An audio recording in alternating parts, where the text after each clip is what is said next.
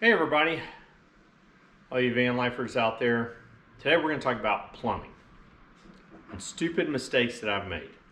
So went on to Amazon, found this beautiful shower. It's nice and black, big rain head. Didn't want to spend 200 bucks at Home Depot or Lowe's. Found it for like $119, I think it was, on Amazon. Got the instructions. Here's the detailed instructions by Jing Gang installation instructions, which suck. Should have been the first sign.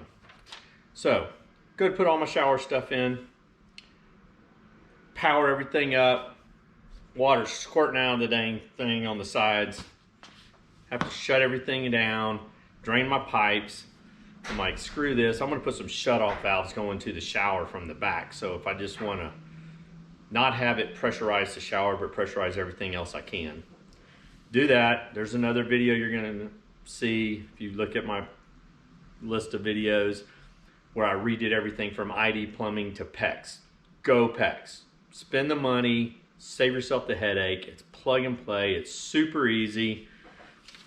Cut it, push hard till it connects, pull back, you're done. Redid that. Redid everything in PEX. Turn my shower on again, squirting again. I'm thinking, man, maybe I used, instead of using Teflon tape, maybe I used the PTFE tape, which is meant to go for PVC to PVC, and Teflon is made to go brass to brass or metal to metal fittings. Took my fittings off, redid them with Teflon, put them on, pressurized everything again. Now I got these little slow leaks. Like, dadgummit. Pull everything off again. And I noticed that I had only screwed it in about halfway. I was like, man, what's the deal? So I put more new Teflon tape. I cranked that thing down as hard as I could. I put Flex Seal around it. I said, there's no way in hell this thing's gonna leak now. Put it all on. I got a little squirter again. And it's been over 30 days, so I can't return the stupid thing to Amazon. I think it's still got water dripping out of this stupid thing. This thing's a piece of crap. Don't ever buy anything like that. Save your money, save your headache, save your time. I think it's the threads on the inside of it suck because it came from China and it's a piece of crap. Get you a Moen, a Delta, a reputable brand, and when you start screwing the brass fittings together, if it's not easy and going together nice and smooth, then it's a piece of junk. So anyway, I have to throw away my $119 value thing. And I went with Moen, which cost me 160 bucks. And I had to buy 2 new PEX fittings because my other ones are all covered in Flex Seal. Now this one is also made to go over a tub. So what you do is you buy a little cap, which I bought right here. I'll show y'all what this looks like. I'm not strong enough to get into a plastic bag apparently. So all you do is you cap the bottom side with a 1/2 inch cap with some Teflon tape around the threads. And that'll keep water from going down to what would normally be a tub. And then you just have your hot and cold out, or hot and cold in, and then your shower out. So, the moral of the story, don't go cheap on plumbing. It's a pain in the rear. Water is a total disaster to deal with.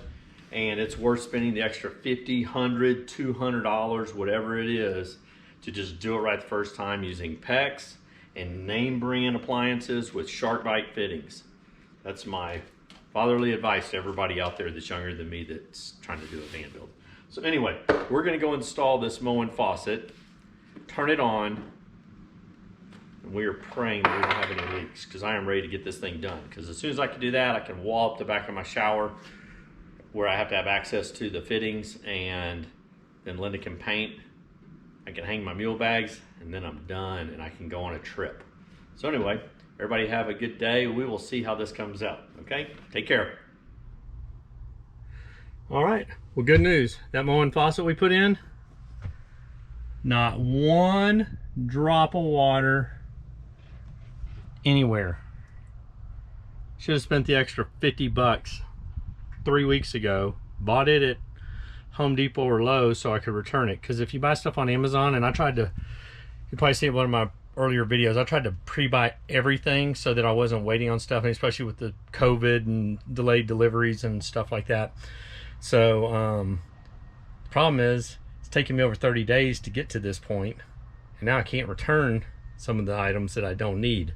So I don't know if that's feast or famine. Either you might be waiting on stuff, but sometimes it's just better to go to Home Depot or Lowe's and buy it, and then you can return it if you don't need it. So anyway, but we're ready to wall this baby in.